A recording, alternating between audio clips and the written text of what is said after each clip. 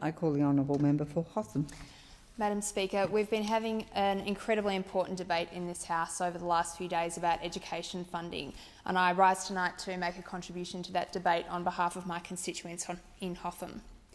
During the election campaign in September, whether I was doing a street stall in the Oakley South shops or down in Springvale South looking at the primary school in Athol Road, whether I was sharing lunch with the lovely Greek elderly ladies who have their weekly function in Bignell Road in East Bentley, the number one issue that was raised with me was about education.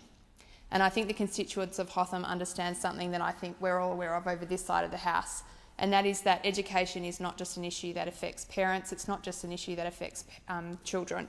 It's actually a really important issue that affects all Australians, because education is the way that we have social equity in our country. It's also an incredibly important part of driving the economy and productivity.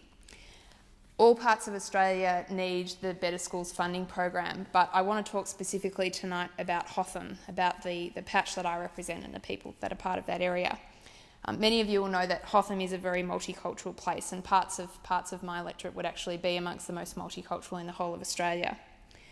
Like many areas, and I know some of the other members behind me here have similar types of electorates, we've been the great beneficiaries in my local area of the many waves of migration. We had lots of Europeans come in the post-war period, lots of Latin Americans arrived in the 70s, many migrants from Asia, particularly from Vietnam and Cambodia, from where we are, arrived during the 70s and 80s and 90s. And more recently, we've seen a big influx of refugees from Sudan and the Middle East, from Afghanistan. We're very lucky to live in that environment, of course. The students tell me that it makes school very lively and interesting, but the teachers are frank about some of the issues that causes them in the classroom. And what I hear from those teachers is that they're likely to be teaching a class where the skills of their students vary very wildly.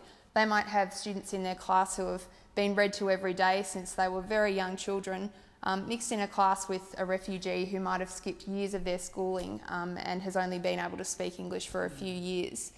It's schools like these, Madam Speaker, that would be the particular beneficiaries of the Better Schools program. I want to talk specifically about Westall Secondary College, which recently celebrated its 50th anniversary. Under the Better Schools funding, they were to see an increase of 30% of their overall funding. 79% of the students at that school are from a non-English speaking background. Springvale Rise Primary School was to see a 35% increase in funding. 87% of their students are from non-English speaking backgrounds. At Tucker Road, they were to see a 56% increase in their funding. Cheltenham Secondary College was going to see a 56% increase in its funding, $6 million, Madam Speaker. These are serious amounts of money. Now, perhaps, you know, we've got the Better Schools program, that's an issue that we've been discussing, but we've also seen on the other side the very unfortunate decision to take away the school kids bonus, which was so important to local families in my electorate. We had 6,300 families in Hotham receiving the school kids bonus.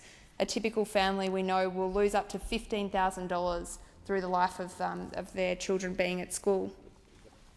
I attended the annual general meeting of the Springvale Community Aid and Advice Bureau last week and met a mum from Dingley there who talked to me about a student she was helping who was about to start Year 10, and he was being told that, or strongly advised by his school, that he would need a laptop. $700. Madam Speaker, out in Hotham, most families can't just find $700 at the beginning of the school year. This is exactly what the school kids bonus was designed to assist.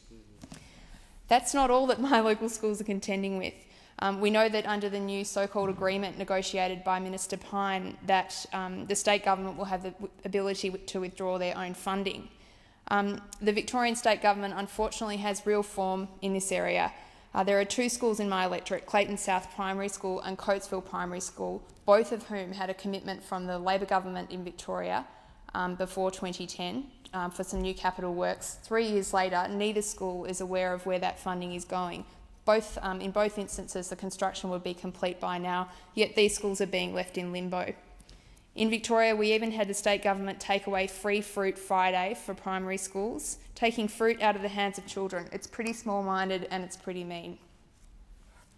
Madam Speaker, all of us in this House know that politics is fundamentally about trust. Almost half of Australia's population are living in family units where there are children in the home. Many of those live in Hotham.